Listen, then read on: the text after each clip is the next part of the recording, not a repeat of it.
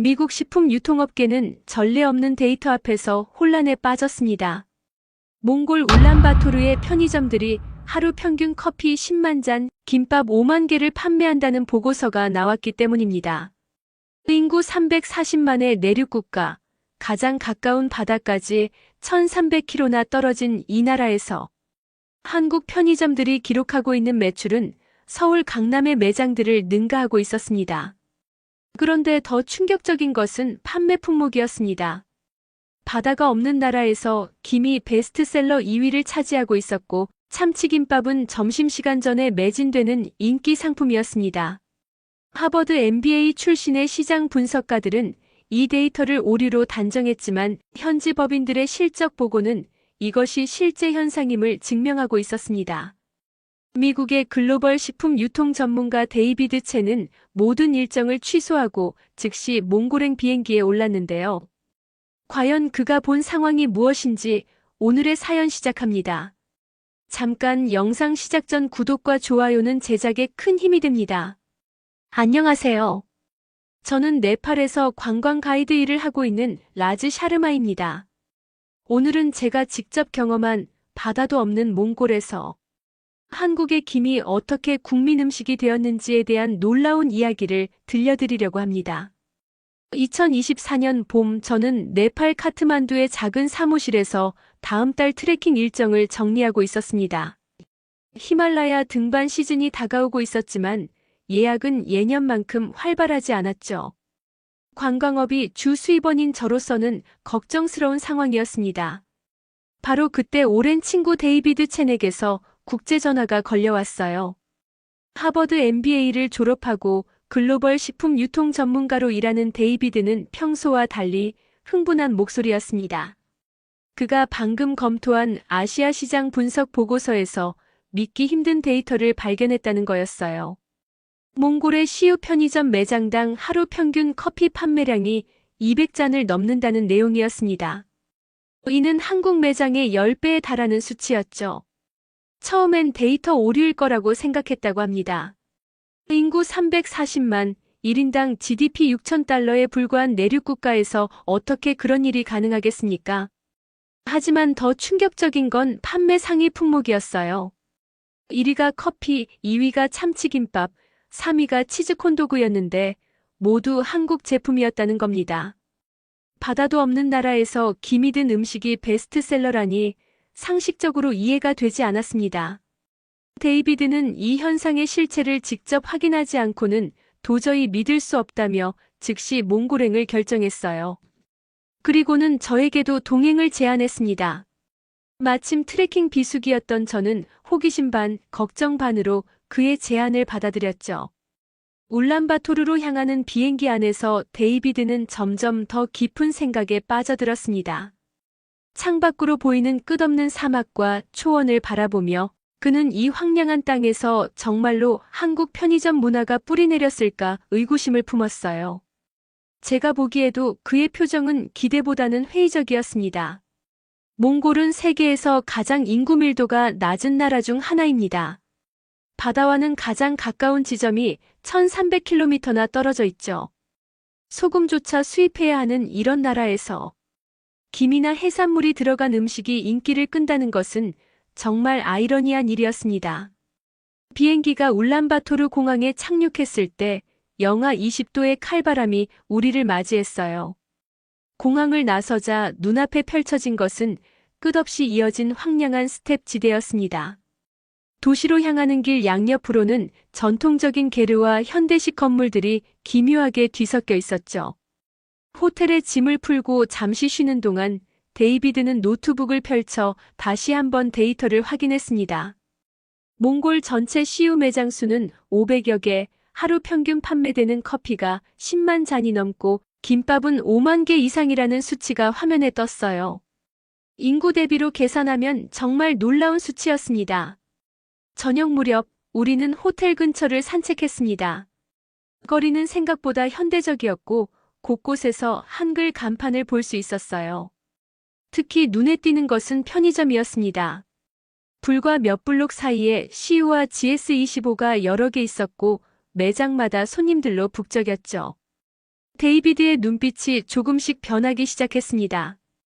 회의적이던 표정이 호기심으로 바뀌고 있었어요. 그는 매장 안을 들여다보며 중얼거렸습니다. 정말로 몽골 사람들이 저렇게 많이 한국 음식을 사 먹는다면 이건 단순한 일시적 유행이 아닐 수도 있다고 말이죠. 그날 밤 호텔방에서 데이비드는 오래전 일을 떠올렸습니다. 5년 전 중국 시장 진출 실패의 기억이었죠. 당시 그는 미국의 대형 식품 회사에서 아시아 전략팀장을 맡고 있었습니다. 수개월에 걸친 시장 조사, 현지 입맛에 맞춘 제품 개발, 대규모 마케팅 캠페인까지 모든 것이 완벽해 보였지만 결과는 참담했어요. 상사였던 마크 윌슨은 차갑게 평가했었습니다. 아시아 시장은 서구의 논리로 접근할 수 없는 곳이라고, 문화를 이해하지 못하면 아무리 좋은 전략도 소용없다고 말이죠. 그 실패 이후 데이비드는 아시아의 작은 시장들을 더욱 예측 불가능하고 위험한 곳으로 여기게 되었습니다. 하지만 이번 몽골의 사례는 뭔가 달랐습니다. 한국이라는 미국도 아니고 중국도 아닌 제3국의 제품이 이렇게 성공했다는 것은 분명 연구해볼 가치가 있었어요. 특히 지리적으로도 문화적으로도 한국과 거리가 먼 몽골에서 말입니다. 잠들기 전 데이비드는 내일 일정을 정리했습니다. 아침 일찍 울란바토르 시내의 시우 매장들을 직접 방문해보기로 했죠. 과연 데이터가 보여주는 현상이 실제로 일어나고 있는지, 그리고 그 이유는 무엇인지 직접 확인해야겠다고 결심했습니다.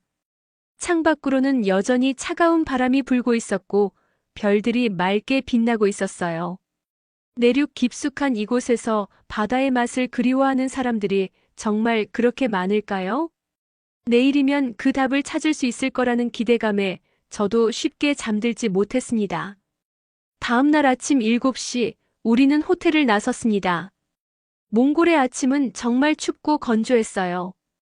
숨을 쉴 때마다 하얀 김이 나왔고 콧속이 얼어붙는 듯한 느낌이었죠. 하지만 거리는 이미 활기차게 움직이고 있었습니다. 출근하는 사람들의 발걸음이 분주했고 버스 정류장마다 사람들이 줄을 서 있었어요. 첫 번째로 방문한 시우 매장은 호텔에서 불과 500m 떨어진 곳에 있었습니다. 아직 이른 시간인데도 매장 앞은 발 디딜 틈이 없을 정도로 붐볐어요.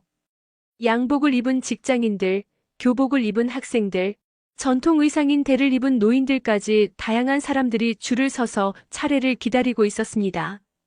매장 안으로 들어가자 더욱 놀라운 광경이 펼쳐졌어요. 진열대의 절반 이상이 한국 제품으로 채워져 있었고 특히 김밥 코너 앞에는 사람들이 몰려 있었습니다. 참치김밥, 불고기김밥, 김치김밥 등 다양한 종류의 김밥이 비닐에 포장되어 있었는데 직원들이 채우는 속도보다 사라지는 속도가 더 빨랐죠. 커피 머신 앞에도 긴 줄이 이어져 있었습니다. 아메리카노, 카페라떼, 카푸치노 등 메뉴는 한국 편의점과 똑같았어요. 사람들은 능숙하게 주문하고 결제했습니다. 마치 이런 문화가 오래전부터 있었던 것처럼 자연스러웠죠. 데이비드는 계산대 근처에서 매장을 관찰하고 있던 젊은 직원에게 다가갔습니다. 20대 후반으로 보이는 그는 바트볼드라고 자신을 소개했어요. 시우 몽골 지역 매니저라고 했습니다. 데이비드가 자신의 신분을 밝히고 몇 가지 질문을 하자 바트볼드는 친절하게 답변해 주었죠. 바트볼드의 설명에 따르면 한국 제품이 전체 매출의 70%를 차지한다고 했습니다. 특히 김밥은 점심시간이 되기 전에 대부분 매진되고 커피는 하루 종일 꾸준히 팔린다고 했어요. 가장 인기 있는 시간대는 아침 출근 시간과 점심시간이었습니다.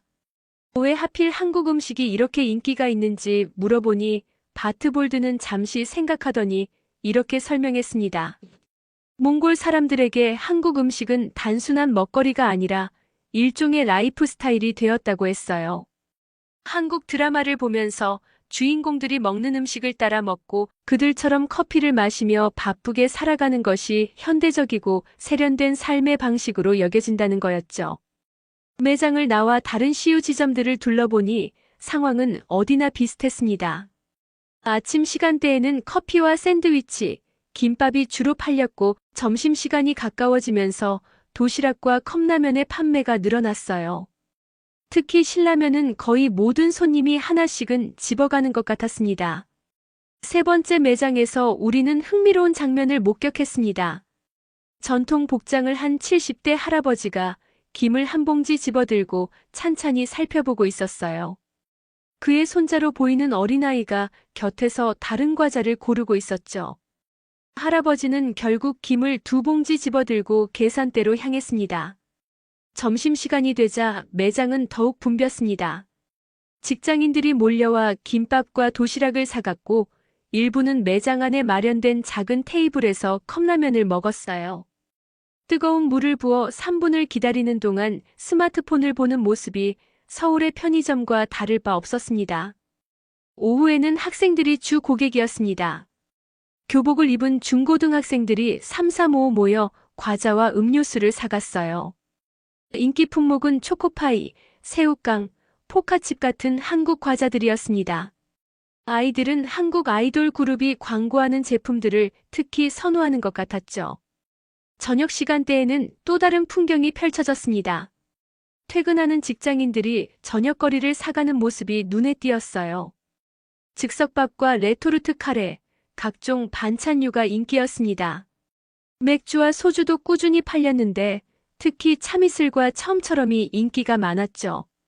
하루 동안 6개의 CU 매장을 방문한 결과 데이터가 거짓이 아님을 확인할 수 있었습니다. 정말로 몽골 사람들은 한국 편의점 음식을 일상적으로 소비하고 있었어요. 그것도 아주 자연스럽고 당연하게 말이죠. 호텔로 돌아오는 길에 우리는 GS25 매장도 몇 군데 들러봤습니다. 상황은 CU와 크게 다르지 않았어요. 한국 제품이 주를 이루었고 현지 제품은 일부 유제품과 생수 정도였습니다. 중국이나 러시아 제품도 있었지만 한국 제품에 비하면 그 비중이 현저히 낮았죠. 그날 밤 데이비드는 하루 동안 관찰한 내용을 정리하며 깊은 생각에 잠겼습니다. 단순히 한국 문화의 영향력만으로는 설명이 안 되는 현상이었어요. 분명 더 깊은 이유가 있을 거라고 생각했습니다. 왜 몽골 사람들은 자국 음식이나 지리적으로 가까운 중국, 러시아 음식이 아닌 한국 음식을 선택하는 걸까요? 특히 바다가 없는 나라에서 김과 같은 해산물 제품이 인기를 끈다는 것은 정말 흥미로운 현상이었습니다. 내일은 좀 더 깊이 있는 조사를 해보기로 했어요. 현지 사람들과 직접 대화를 나누고 그들이 한국 음식을 선택하는 진짜 이유를 알아내야겠다고 결심했습니다. 둘째 날 아침, 우리는 몽골 국립대학교로 향했습니다. 데이비드는 현지의 경제 전문가를 만나 몽골 시장의 특수성을 이해하고 싶어 했죠. 대학 캠퍼스는 소련 시대의 건축 양식이 그대로 남아 있었지만 곳곳에서 현대적인 변화의 흔적을 볼 수 있었습니다. 학생들은 스마트폰을 들고 다녔고 캠퍼스 내 카페에서는 K-팝이 흘러나오고 있었어요. 경제학과 건물에서 우리를 맞이한 사람은 체렌도르지 교수였습니다. 45세의 중년 남성으로 모스크바에서 경제학 박사 학위를 받고 몽골로 돌아온 후 15년째 대학에서 가르치고 있다고 했어요. 그의 연구실은 책과 논문으로 가득했고 벽에는 몽골 경제 발전 관련 차트들이 붙어 있었습니다. 체렌도르지 교수는 먼저 몽골의 지리적 특수성부터 설명했습니다. 몽골은 세계에서 가장 큰 내륙 국가로 가장 가까운 바다인 태평양까지 1300km, 북극해까지는 1700km나 떨어져 있다고 했어요. 이런 극단적인 고립성 때문에 몽골은 역사적으로 모든 것을 수입에 의존해왔다는 것이었죠. 특히 흥미로웠던 것은 몽골인들의 수입품에 대한 인식이었습니다. 대부분의 나라에서는 자국산 제품을 선호하는 경향이 있지만 몽골은 정반대라고 했어요. 오랜 세월 동안 생필품조차 수입에 의존하다 보니 오히려 수입품이 더 좋고 믿을 만한 것이라는 인식이 자리 잡았다는 겁니다. 교수는 소금을 예로 들었습니다. 몽골에는 바다가 없어 소금도 전량 수입해야 하는데 이 때문에 몽골인들은 어릴 때부터 외국산 제품과 친숙하게 자란다고 했어요. 소금부터 시작해서 설탕, 차, 커피 등 기본적인 식재료들이 모두 수입품이니 외국 음식 문화를 받아들이는데 거부감이 적다는 설명이었습니다. 그렇다면 왜 하필 한국 제품인지 물어봤더니 체렌도르지 교수는 이를 경제학적 관점에서 분석해 주었습니다. 중국 제품은 가격이 저렴하지만 품질에 대한 신뢰도가 낮고 러시아 제품은 구소련 시대의 투박함이 여전히 남아있어 젊은 세대에게 어필하지 못한다고 했어요. 반면 한국 제품은 품질과 가격 그리고 이미지 면에서 몽골 중산층의 니즈와 정확히 맞아떨어진다는 것이었죠. 더 나아가 교수는 몽골 경제의 구조적 특성도 언급했습니다. 몽골은 광업이 GDP의 30%를 차지하는 자원 의존형 경제인데 이로 인해 울란바토르를 중심으로 상당한 구매력을 가진 중산층이 형성되었다고 했어요. 이들은 단순히 배를 채우는 음식이 아니라 라이프 스타일을 표현하는 음식을 원한다는 것이었습니다. 대학을 나와 우리는 울란바토르 최대의 재래시장인 나란톨 시장으로 향했습니다. 현대적인 편의점과는 완전히 다른 분위기였어요. 양고기와 유제품을 파는 노점들, 러시아에서 수입한 밀가루와 중국산 야채들, 그리고 전통 의상과 생활용품들이 뒤섞여 있었죠. 시장 한 구석에서 우리는 작은 김 도매상을 발견했습니다. 놀랍게도 이곳에서도 한국산 김이 산더미처럼 쌓여 있었어요. 상인은 하루에 수백 봉지씩 팔린다고 자랑스럽게 말했습니다. 주 고객은 주변 식당들과 일반 가정이라고 했죠. 근처 식당가로 이동하니 더욱 흥미로운 광경이 펼쳐졌습니다. 전통적인 몽골 음식점들 사이에 김밥 천국 명동김밥 같은 한글 간판들이 보였어요. 한 김밥집에 들어가 보니 메뉴판에는 각종 김밥과 라면, 떡볶이, 순대 등이 있었습니다. 가격은 한국보다 약간 비쌌지만 점심시간도 아닌데 손님들로 붐비고 있었죠. 우리는 참치김밥과 라면을 주문해봤습니다. 맛은 한국에서 먹는 것과 거의 똑같았어요. 김밥을 만드는 주방을 살짝 들여다보니 젊은 몽골 여성들이 능숙하게 김밥을 말고 있었습니다. 마치 한국의 김밥집에서 일하는 것처럼 손놀림이 빨랐죠.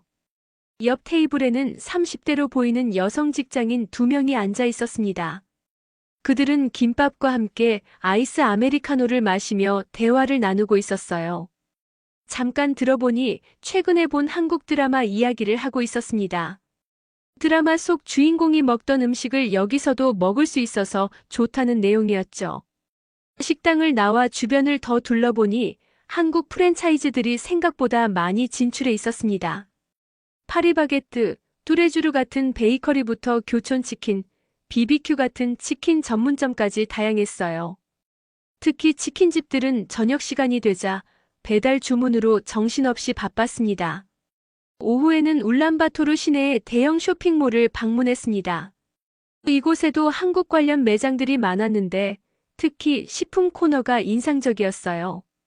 한국 과자, 라면, 김 각종 소스류가 별도의 코너를 차지하고 있었고 가격표를 보니 현지 월급 수준을 고려하면 꽤 비싼 편이었습니다. 그런데도 쇼핑카트에 한국 제품을 가득 담은 주부들을 쉽게 볼 수 있었어요. 한 주부는 신라면 5봉지와 김 10봉지, 그리고 각종 한국 과자들을 담고 있었습니다. 왜 이렇게 많이 사느냐고 물어보니 가족들이 너무 좋아해서 일주일치를 한 번에 산다고 했죠. 쇼핑몰 푸드코트에도 한식당이 여러 개 있었습니다. 비빔밥, 불고기, 김치찌개 등 전형적인 한국 음식들을 팔고 있었어요. 놀라운 것은 대부분의 손님이 젓가락을 능숙하게 사용한다는 점이었습니다. 불과 10년 전만 해도 몽골에서 젓가락을 쓰는 사람은 드물었다고 하는데 이제는 젊은 세대 대부분이 젓가락질을 할 줄 안다고 했어요. 저녁이 되어 숙소로 돌아오면서 우리는 하루 동안 본 것들을 정리했습니다. 단순히 한류의 영향만으로는 설명이 안 되는 더 깊고 복잡한 현상이 일어나고 있었어요. 몽골인들에게 한국 음식은 이미 일상의 일부가 되어 있었고 특별한 날이 아니어도 자연스럽게 소비하는 문화가 자리 잡고 있었습니다. 특히 인상적이었던 것은 세대를 막론하고 한국 음식을 받아들인다는 점이었어요. 젊은이들은 트렌드로, 중년층은 편의성 때문에 그리고 노년층도 호기심과 자녀들의 영향으로 한국 음식을 접하고 있었습니다. 이는 일시적인 유행이 아니라 지속 가능한 문화 현상으로 보였죠. 셋째 날 우리는 좀 더 깊이 있는 이야기를 듣기 위해 현지인들과의 만남을 주선했습니다. 바트볼드가 소개해준 사람은 감바타르라는 70대 노인이었어요. 그는 평생 유목민으로 살다가 몇 년 전 울란바토르로 이주한 분이었습니다. 우리는 그의 작은 아파트에서 만났는데 거실 한쪽에는 전통적인 몽골 가구들이, 다른 한쪽에는 현대적인 가전제품들이 놓여 있었죠. 감바타르 할아버지는 뜻밖에도 김을 좋아한다고 했습니다. 처음 김을 본 것은 3년 전 손녀가 학교에서 돌아와 까만 종이 같은 것을 먹고 있을 때였다고 했어요. 처음엔 이상하게 생각했지만 손녀가 권하는 대로 한 조각 먹어보고는 신기한 맛에 놀랐다고 합니다. 평생 바다를 본 적이 없는 감바타르 할아버지에게 김은 완전히 새로운 경험이었습니다. 짭짤하면서도 바삭한 식감, 그리고 알 수 없는 독특한 향이 매력적이었다고 했어요. 그 이후로 매일 김을 먹게 되었는데 이제는 김 없이는 밥을 먹기가 어색할 정도라고 했습니다. 할아버지는 우리에게 차를 대접하면서 이렇게 말했습니다. 자신의 세대는 소련 시대를 거쳐왔기 때문에 외국 문화에 대한 거부감이 있었지만 한국 문화는 뭔가 달랐다고 했어요. 강요하지 않으면서도 자연스럽게 스며들었고 무엇보다 몽골의 전통을 무시하지 않는다는 느낌이 들었다고 합니다. 특히 인상적이었던 것은 할아버지가 김을 먹는 방식이었습니다. 그는 전통적인 몽골 차인 수테차에 김을 찍어 먹었는데 이것이 의외로 잘 어울린다고 했어요. 짭짤한 김과 짭짤하면서도 기름진 수테차가 만나 독특한 조화를 이룬다는 것이었죠. 이런 식으로 한국 음식을 몽골식으로 재해석하는 경우가 많다고 했습니다. 감바타르 할아버지의 집을 나와 우리는 젊은 세대의 이야기도 들어보기로 했습니다. 몽골 국립대 근처 카페에서 만난 대학생들은 훨씬 더 적극적으로 한국 문화를 받아들이고 있었어요. 22살의 앵으 바야르는 경영학을 전공하는 학생이었는데 하루에 커피를 서너 잔씩 마신다고 했습니다. 앵으 바야르에게 커피는 단순한 음료가 아니었습니다. 공부할 때, 친구들과 만날 때, 혼자 생각에 잠기고 싶을 때 항상 커피가 함께한다고 했어요. 특히 한국 편의점 커피는 저렴하면서도 맛이 좋아서 학생들에게 인기가 많다고 했죠. 스타벅스 같은 고급 커피숍보다 편의점 커피가 더 일상적이고 친근하다는 것이었습니다. 그와 함께 있던 친구들도 각자의 이야기를 들려주었습니다. 한 여학생은 김밥이 완벽한 한 끼 식사라고 했어요. 양고기와 유제품 위주의 전통 몽골 음식과 달리 김밥은 가볍고 영양 균형도 좋다는 것이었죠. 게다가 들고 다니기 편해서 바쁜 학생들에게는 최고의 선택이라고 했습니다. 또 다른 학생은 한국 라면에 대한 애정을 표현했습니다. 몽골의 춥고 건조한 날씨에 뜨끈한 라면만큼 좋은 게 없다고 했어요. 특히 신라면은 이제 몽골의 국민 라면이 되었다고 할 정도로 인기가 많다고 했습니다. 집집마다 신라면 몇 봉지쯤은 항상 구비해둔다는 것이었죠. 흥미로웠던 것은 이들이 한국 음식을 단순히 맛있어서 먹는 게 아니라는 점이었습니다. 한국 음식을 먹는 것 자체가 일종의 문화적 정체성을 표현하는 방식이 되었다고 했어요. 구소련의 영향에서 벗어나 새로운 아시아적 정체성을 찾아가는 과정에서 한국 문화가 중요한 역할을 하고 있다는 분석이었습니다.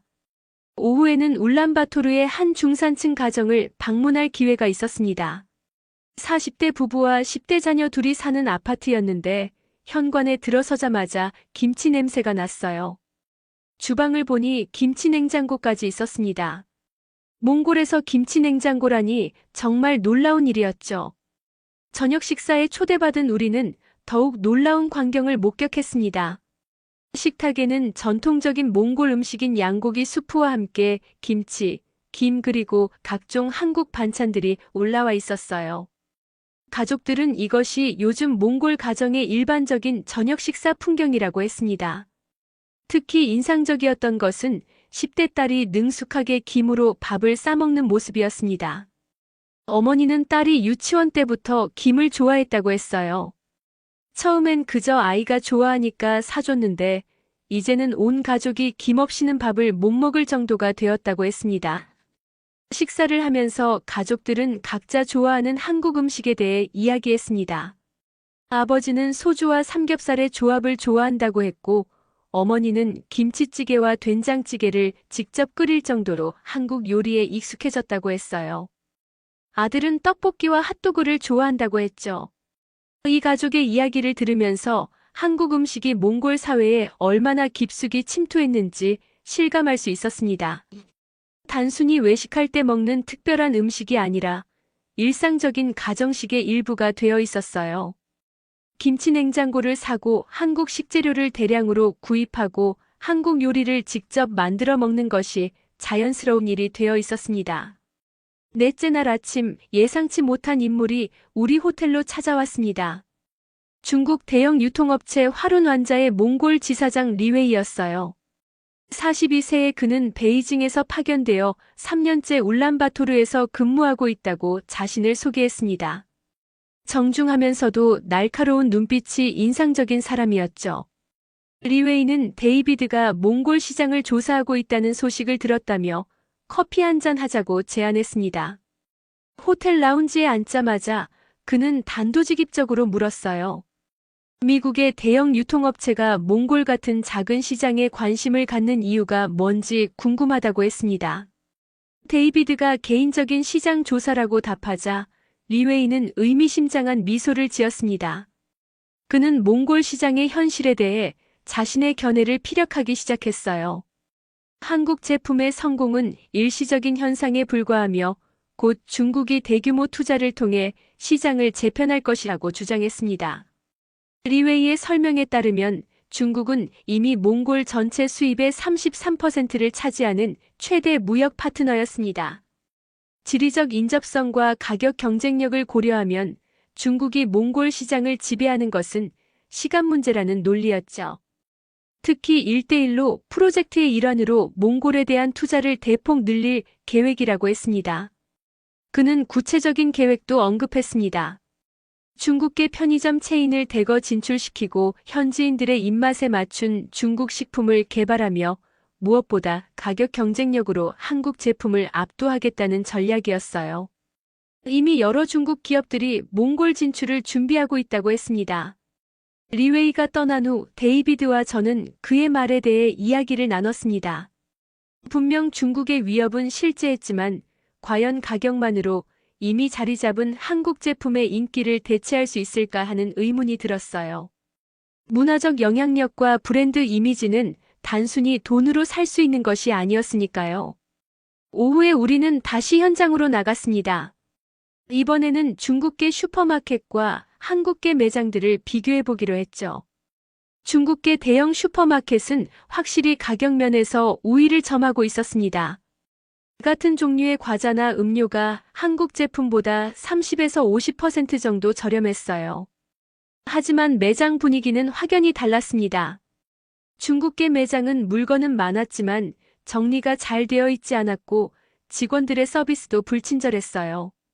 반면 한국계 편의점들은 작지만 깔끔하게 정리되어 있었고 직원들도 친절했습니다. 무엇보다 젊은 고객들이 훨씬 많았죠. 한 대학생 그룹을 관찰해보니 그들은 중국계 매장 앞을 그냥 지나쳐 시유로 들어갔습니다. 나중에 물어보니 중국 제품은 싸지만 믿을 수 없다는 대답이 돌아왔어요.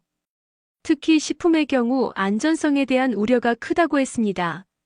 몇 년 전 중국산 분유 파동 이후로 중국 식품에 대한 불신이 뿌리 깊다는 것이었죠. 저녁 무렵 우리는 몽골 최대의 쇼핑몰인 샹그릴라 몰을 방문했습니다. 이곳에서도 흥미로운 현상을 발견할 수 있었어요. 푸드코트에는 중식당, 한식당, 일식당, 그리고 몽골 전통 음식점들이 있었는데 가장 붐비는 곳은 한식당이었습니다. 특히 눈에 띄는 것은 젊은 커플들이었습니다. 그들은 한식당에서 식사를 하고 한국 카페에서 디저트를 먹으며 한국 화장품 가게에서 쇼핑을 했어요. 그들에게 한국은 단순한 나라가 아니라 일종의 라이프 스타일 브랜드가 되어 있었습니다. 쇼핑몰을 나와 택시를 타고 호텔로 돌아가는 길에 운전사와도 대화를 나눴습니다. 50대 중반의 그는 한국에 대해 호의적이었어요. 딸이 한국 회사에 다니고 있는데 중국 회사보다 대우가 훨씬 좋다고 했습니다. 또한 한국 제품은 비싸긴 해도 오래 쓸 수 있어서 결국은 더 경제적이라는 의견이었죠. 호텔에 돌아와 하루를 정리하면서 리웨이의 경고가 계속 머릿속을 맴돌았습니다. 분명 중국의 자본력과 지리적 이점은 무시할 수 없는 요소였어요. 하지만 오늘 하루 동안 본 것들은 단순한 경제 논리로는 설명할 수 없는 문화적 현상이었습니다. 특히 젊은 세대들에게 한국은 이미 깊숙이 각인된 브랜드였어요. K-팝, K-드라마 그리고 K-푸드로 이어지는 한류의 영향력은 단기간에 돈으로 대체할 수 있는 것이 아니었습니다. 중국이 아무리 대규모 투자를 한다고 해도 이미 형성된 문화적 선호도를 바꾸기는 쉽지 않을 것 같았죠. 그날 밤 데이비드는 지금까지 수집한 자료들을 정리하기 시작했습니다. 몽골이라는 작은 시장이 보여주는 큰 가능성, 그리고 문화가 경제에 미치는 영향력에 대해 깊이 생각하고 있었어요. 동시에 본사에 어떤 보고를 해야 할지 고민하는 모습이었습니다. 다섯째 날 데이비드는 아침 일찍 본사와 화상회의를 했습니다. 뉴욕 시간으로는 저녁이었는데 상사인 마크 윌슨이 직접 회의에 참석했어요. 데이비드가 지금까지 조사한 내용을 브리핑하자 화면 속 마크의 표정은 점점 굳어졌습니다. 마크의 반응은 예상대로 부정적이었습니다. 인구 340만, 1인당 GDP 6,000달러의 시장에 왜 시간을 낭비하느냐는 것이었어요. 차라리 그 시간에 중국이나 인도의 2티어 도시들을 분석하는 것이 훨씬 생산적이라고 일갈했습니다. 데이비드가 몽골 시장의 특수성과 가능성에 대해 설명하려 했지만 마크는 들으려 하지 않았습니다. 숫자만 보면 투자 가치가 없는 시장이라는 것이 그의 결론이었어요. 더 나아가 데이비드가 감상적인 접근을 하고 있다며 경고했습니다. 비즈니스는 문화가 아니라 숫자로 하는 것이라고 강조했죠. 화상회의가 끝난 후 데이비드는 깊은 좌절감에 빠졌습니다. 지난 며칠 동안 그가 본 것들, 느낀 것들이 본사의 임원들에게는 아무런 의미가 없었어요. 그들에게 몽골은 그저 스프레드시트 상의 작은 숫자에 불과했습니다. 하지만 포기하기에는 너무 아까웠습니다. 데이비드는 독자적으로라도 이 시장의 가능성을 증명하고 싶어 했어요. 그래서 추가로 며칠 더 머물면서 심층 조사를 하기로 결정했습니다. 특히 한국 기업들이 어떻게 이런 성공을 거둘 수 있었는지 더 자세히 알아보고 싶어 했죠. 오후에 우리는 시우 몽골법인을 방문했습니다. 울란바토르 시내의 현대적인 오피스 빌딩에 위치한 사무실은 활기가 넘쳤어요. 직원들 대부분이 현지인이었지만 한국에서 파견된 몇 명의 직원도 있었습니다. 몽골 법인장을 맡고 있는 김상훈 전무는 40대 후반의 온화한 인상의 사람이었습니다. 그는 우리를 반갑게 맞이하며 회의실로 안내했어요. 벽에는 몽골 진출 이후의 성장 그래프와 향후 계획을 보여주는 차트들이 걸려 있었습니다. 김 전무의 설명에 따르면 시우가 몽골에 처음 진출한 것은 2014년이었습니다. 당시만 해도 회사 내부에서도 회의적인 시각이 많았다고 했어요. 시장 규모도 작고 물류 비용도 높고 무엇보다 현지 문화를 이해하기 어려웠기 때문이었죠. 하지만 김 전무는 몽골 시장의 잠재력을 확신했다고 했습니다. 특히 몽골의 젊은 세대들이 빠르게 변화하고 있었고 도시화가 급속도로 진행되면서 편의점 수요가 늘어날 것으로 예상했어요. 무엇보다 한류의 영향으로 한국 제품에 대한 선호도가 높았던 것이 기회였다고 설명했습니다. 초기에는 많은 시행착오가 있었다고 합니다. 한국에서 잘 팔리는 제품이 몽골에서는 전혀 인기가 없거나 반대로 한국에서는 별로인 제품이 몽골에서는 대박을 치는 경우도 있었어요. 예를 들어 매운맛 라면은 한국보다 몽골에서 더 인기가 많았는데 추운 날씨 때문에 얼큰한 음식을 선호하는 경향이 있었다고 했습니다. 가장 중요했던 것은 현지화 전략이었습니다. 단순히 한국 제품을 그대로 가져오는 것이 아니라 몽골인들의 입맛과 문화에 맞게 조정했다고 했어요. 예를 들어 김밥의 경우 처음에는 한국과 똑같이 만들었지만 나중에는 양고기를 넣은 몽골식 김밥도 개발했다고 합니다. 또한 현지 직원들을 적극적으로 활용했다고 했습니다. 한국에서 온 주재원들은 큰 그림을 그리고 실제 운영은 현지 직원들이 주도하도록 했어요. 이를 통해 몽골 문화를 더 잘 이해할 수 있었고 현지 고객들과도 더 가까워질 수 있었다고 설명했습니다. 김 전무는 특히 김의 성공 스토리를 자랑스럽게 들려줬습니다. 처음에는 김이 전혀 팔리지 않았다고 했어요. 몽골 사람들은 검은색 음식에 거부감이 있었고 바삭한 식감도 낯설어했다고 합니다. 하지만 꾸준한 시식 행사와 마케팅을 통해 조금씩 인지도를 높여갔고 이제는 가장 인기 있는 제품 중 하나가 되었다는 것이었죠. 회의가 끝나고 김 전무는 우리를 최근에 오픈한 플래그십 스토어로 안내했습니다. 일반 편의점보다 3배 정도 큰 규모였는데 단순한 편의점을 넘어서 복합문화 공간의 성격을 띠고 있었어요. 한쪽에는 카페 공간이 있었고 다른 한쪽에는 한국 라면을 즉석에서 끓여 먹을 수 있는 공간도 마련되어 있었습니다. 가장 인상적이었던 것은 김밥 제조 공간이 오픈 키친으로 되어 있다는 점이었습니다. 고객들이 김밥 만드는 과정을 직접 볼 수 있도록 한 것이었어요. 이는 식품 안전에 대한 신뢰를 높이는 동시에 일종의 엔터테인먼트 요소로도 작용한다고 했습니다. 저녁 시간이 되자 매장은 퇴근하는 직장인들로 가득 찼습니다. 그들은 저녁거리를 사거나 간단히 라면을 먹고 가거나 카페 공간에서 커피를 마시며 하루를 마무리했어요. 이곳은 단순한 쇼핑 공간이 아니라 일종의 커뮤니티 공간이 되어 있었습니다. 김상훈 전무와의 만남이 끝난 후 예상치 못한 제안이 들어왔습니다. 한국의 중견식품기업 대표가 울란바토르를 방문 중인데 우리를 만나고 싶다는 연락이었어요. 다음 날 아침 우리는 호텔 비즈니스 라운지에서 그를 만났습니다. 정민수 대표는 50대 초반의 정력적인 사업가였습니다. 그의 회사는 김과 각종 스낵류를 생산하는 중견기업으로 몽골 시장에 진출한 지 5년째라고 했어요.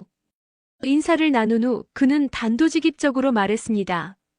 데이비드 씨가 몽골 시장을 조사하고 있다는 소식을 들었는데 저희의 경험이 도움이 될 것 같아 찾아왔다고 했죠.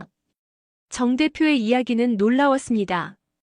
그의 회사는 한국에서는 중소기업에 불과했지만 몽골에서는 완전히 다른 위상을 갖고 있었어요. 몽골 전체 김 시장의 40%를 점유하고 있었고 해외 매출의 20%가 몽골에서 나온다고 했습니다. 처음 몽골에 진출할 때는 정말 막막했다고 회상했습니다. 인구도 적고 바다도 없는 나라에서 김을 판다는 것이 말이 되느냐는 내부 반발이 심했어요. 하지만 정 대표는 작은 시장이라도 제대로 파고들면 큰 기회가 될 수 있다고 믿었다고 했습니다. 가장 중요했던 것은 현지 문화에 대한 이해였다고 강조했습니다. 몽골 사람들이 왜 김을 좋아하게 됐는지, 어떤 맛을 선호하는지, 어떤 방식으로 먹는지를 철저히 연구했어요. 예를 들어 한국에서는 김을 그냥 먹거나 밥에 싸 먹지만 몽골에서는 차에 찍어 먹거나 요구르트와 함께 먹는 경우가 많다는 것을 발견했다고 합니다. 이런 발견을 바탕으로 몽골 전용 제품도 개발했다고 했어요. 일반 김보다 두껍고 짭짤한 맛이 강한 제품, 그리고 유목민들이 이동 중에도 쉽게 먹을 수 있도록 개별 포장한 제품 등이 큰 인기를 끌었다고 합니다. 정 대표는 흥미로운 제안을 했습니다. 미국 제품도 충분히 몽골에서 성공할 수 있다면서 함께 협력해보자고 했어요. 한국 기업의 유통망과 현지 노하우를 활용하고 미국 제품의 브랜드 파워를 결합하면 시너지를 낼 수 있을 것이라는 제안이었습니다. 특히 그는 미국의 건강식품이나 유기농 제품이 몽골에서 큰 가능성이 있다고 봤습니다. 몽골의 중산층이 늘어나면서 건강에 대한 관심도 높아지고 있는데 미국산 건강식품은 프리미엄 이미지가 강해 충분히 어필할 수 있다는 분석이었어요. 회의가 끝난 후 정 대표는 자신의 공장을 보여주겠다고 했습니다. 울란바토르 외곽에 위치한 공장은 생각보다 규모가 컸어요. 한국에서 수입한 원재료를 가공하는 시설과 포장 라인이 체계적으로 갖춰져 있었습니다. 공장장의 안내로 생산 라인을 둘러보니 대부분의 직원이 몽골 현지인이었습니다. 그들은 숙련된 솜씨로 김을 포장하고 있었어요. 품질관리실에서는 몽골인 직원들이 제품을 꼼꼼히 검사하고 있었는데 한국 본사와 동일한 기준을 적용한다고 했습니다. 특히 인상적이었던 것은 직원 식당이었습니다. 점심 메뉴로 한국 음식과 몽골 음식이 함께 제공되고 있었어요. 직원들은 김치와 양고기를 함께 먹으며 화기애애하게 대화를 나누고 있었습니다. 이런 문화적 융합이 회사 전체에 자연스럽게 스며들어 있었죠. 공장 방문을 마치고 시내로 돌아오는 길에 정 대표는 자신의 철학을 들려줬습니다. 작은 시장이라고 무시하면 안 된다고, 오히려 작은 시장일수록 더 세심하게 접근해야 한다고 강조했어요. 몽골처럼 특수한 시장에서 성공하면 그 경험을 다른 시장에도 적용할 수 있다는 것이었습니다. 저녁에 호텔로 돌아온 데이비드는 많은 생각에 잠겼습니다. 본사는 몽골 시장을 무시했지만 실제로 이곳에서 성공한 기업들은 상당한 수익을 올리고 있었어요. 더 중요한 것은 이들이 단순히 제품을 파는 것이 아니라 문화를 이해하고 존중하며 접근했다는 점이었습니다. 그날 밤 데이비드는 중요한 결정을 내렸습니다. 회사를 그만두고 독립적인 컨설팅 사업을 시작하기로 한 것이었어요. 대기업의 근시안적인 접근 방식에 실망한 그는 자신이 믿는 방식으로 일하고 싶어 했습니다. 다음 날 아침 데이비드는 마크 윌슨에게 사직서를 이메일로 보냈습니다. 그리고 정민수 대표에게 연락해 제안을 수락하겠다고 전했어요. 정 대표는 기뻐하며 구체적인 협력 방안을 논의하자고 했습니다. 오후에 우리는 다시 정 대표를 만났습니다. 이번에는 그의 현지 파트너들도 함께였어요. 몽골의 주요 유통업체 대표들과 식품 수입상들이 모여 있었습니다. 그들은 모두 미국 제품에 대한 관심을 표명했어요. 특히 한 수입상은 미국의 유기농 시리얼과 건강 스낵에 대한 수요가 늘고 있다고 했습니다. 몽골의 젊은 부모들이 자녀들에게 더 좋은 것을 먹이고 싶어 하는데 미국산 유기농 제품은 그런 내지에 완벽히 부합한다는 것이었어요. 회의는 늦은 저녁까지 이어졌습니다. 구체적인 제품 리스트부터 마케팅 전략, 가격 정책까지 다양한 주제가 논의됐어요. 데이비드는 자신의 미국 네트워크를 활용해 적합한 제품과 브랜드를 찾아보겠다고 약속했습니다. 회의가 끝난 후 정 대표는 우리를 울란바토르의 한 전통 식당으로 안내했습니다. 그곳에서 우리는 몽골 전통 음식과 한국 소주를 함께 즐겼어요.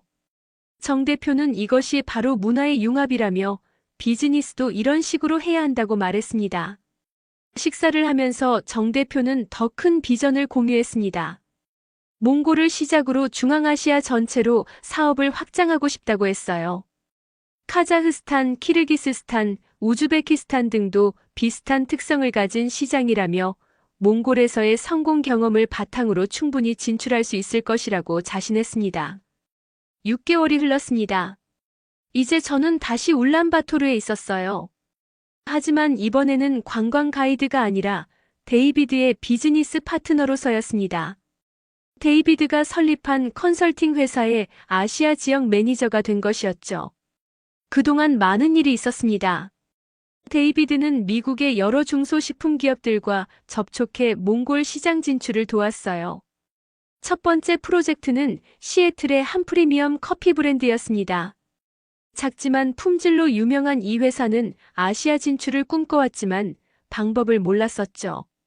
정민수 대표의 도움으로 우리는 이 커피 브랜드를 CU와 GS25에 입점시킬 수 있었습니다. 처음에는 한국 커피와의 경쟁이 걱정됐지만 의외로 반응이 좋았어요. 몽골 소비자들은 이미 커피 문화에 익숙해져 있었고 더 다양한 선택지를 원하고 있었던 것이었습니다. 특히 성공적이었던 것은 몽골의 추운 날씨에 맞춘 특별 블렌드였습니다.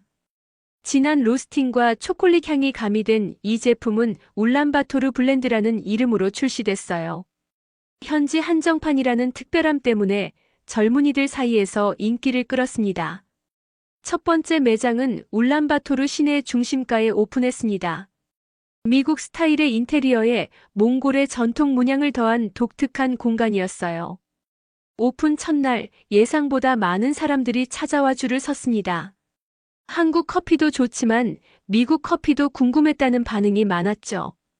데이비드는 현지 직원들을 직접 교육했습니다. 단순히 커피를 만드는 법뿐만 아니라 커피의 역사와 문화, 그리고 고객 서비스까지 체계적으로 가르쳤어요. 몽골 직원들은 열정적으로 배웠고 곧 능숙하게 고객들을 응대하게 됐습니다. 매장에는 커피뿐만 아니라 미국산 유기농 스낵과 건강식품도 함께 판매했습니다. 그래놀라바, 말린 과일, 너트류 등이 특히 인기가 많았어요. 건강을 중시하는 몽골의 젊은 직장인들과 주부들이 주 고객이었습니다. 가장 인상적이었던 것은 문화 프로그램이었습니다. 매주 수요일 저녁에는 커피 토크라는 이벤트를 열었는데 미국 문화에 대한 강연과 함께 무료 커피 시음회를 진행했어요. 현지 대학생들과 직장인들이 많이 참여했고 자연스럽게 브랜드 인지도도 높아졌습니다. 3개월이 지나자 매출이 안정적으로 자리 잡았습니다. 하루 평균 300잔의 커피가 팔렸고 주말에는 500잔을 넘기도 했어요. 처음에는 호기심으로 찾아왔던 손님들이 이제는 단골이 되어 매일 들르는 경우가 많았습니다. 성공의 비결은 현지화였습니다. 미국 브랜드의 정통성을 유지하면서도 몽골 사람들의 입맛과 문화를 존중했어요. 예를 들어 몽골 전통차인 수테차와 어울리는 커피 블렌드를 개발하거나 몽골의 명절에는 특별 프로모션을 진행했습니다. 또 다른 성공 사례는 미국의 한 유기농 이유식 브랜드였습니다. 몽골의 젊은 부모들 사이에서 자녀 건강에 대한 관심이 높아지면서 프리미엄 이유식 시장이 형성되고 있었어요. 우리는 이 틈새 시장을 공략하기로 했습니다. 제품 런칭에 앞서 몽골 엄마들을 대상으로 포커스 그룹 인터뷰를 진행했습니다. 그들의 우려사항과 니즈를 파악한 후 그에 맞는 마케팅 전략을 수립했어요. 특히 제품의 안전성과 영양 성분을 강조하는 데 중점을 뒀습니다. 런칭 행사는 울란바토르의 한 유명 호텔에서 열렸습니다. 소아과 의사와 영양 전문가를 초청해 강연을 진행했고 제품 시식회도 함께했어요.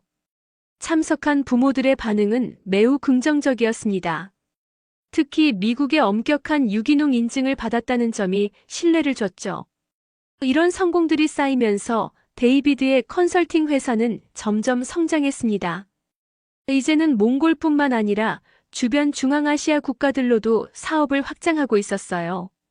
작은 시장이라고 무시했던 곳들이 오히려 블루오션이 되고 있었습니다. 가장 뿌듯한 것은 현지 일자리 창출이었습니다. 우리가 도운 미국 기업들이 몽골에 진출하면서 수백 개의 일자리가 만들어졌어요. 특히 젊은이들에게 새로운 기회를 제공할 수 있어서 보람을 느꼈습니다. 어느 날 저녁 데이비드와 저는 울란바토르의 아파트에서 저녁을 먹고 있었습니다. 창밖으로는 여전히 끝없는 대지가 펼쳐져 있었지만 도시의 불빛들이 밝게 빛나고 있었어요. 냉장고를 열어보니 김밥, 신라면과 함께 이제는 미국산 유기농 제품들도 나란히 놓여 있었습니다. 데이비드가 웃으며 말했습니다. 이제 우리도 완전히 몽골화된 것 같다고요. 저도 동의했습니다. 바다 없는 나라에서 김을 먹고 유목민의 땅에서 커피를 마시는 것이 이제는 너무나 자연스러워졌으니까요. 돌이켜보면 처음 몽골에 왔을 때는 이런 변화를 상상도 못했습니다. 작고 외진 시장이라고 생각했던 곳이 이렇게 역동적이고 가능성이 넘치는 곳일 줄은 몰랐어요. 무엇보다 문화의 힘이 경제 논리를 뛰어넘을 수 있다는 것을 배웠습니다. 다음 날 아침, 저는 평소처럼 출근 준비를 했습니다. 이제는 제가 자주 가는 CU가 생겼는데 그곳에서 커피와 김밥을 사는 것이 일상이 됐어요. 매장 직원들도 저를 알아보고 반갑게 인사했습니다.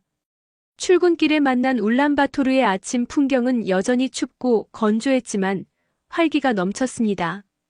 곳곳에서 한글 간판과 영어 간판이 몽골어 간판과 어우러져 있었어요. 이것이 바로 글로벌 시대의 진짜 모습이 아닐까 생각했습니다. 사무실에 도착하니 새로운 프로젝트 제안서들이 쌓여 있었습니다. 이번에는 미국의 한 친환경 생활용품 브랜드가 몽골 진출을 검토하고 있었어요. 또 다른 도전이 시작되는 것이었죠.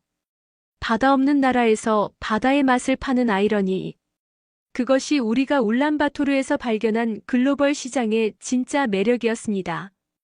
시장의 크기가 아니라 시장을 이해하는 깊이가 중요하다는 것, 그리고 문화의 힘은 때로 경제 논리를 뛰어넘는다는 것을 우리는 이곳에서 배웠습니다. 이제 몽골은 더 이상 작고 외진 시장이 아니었어요.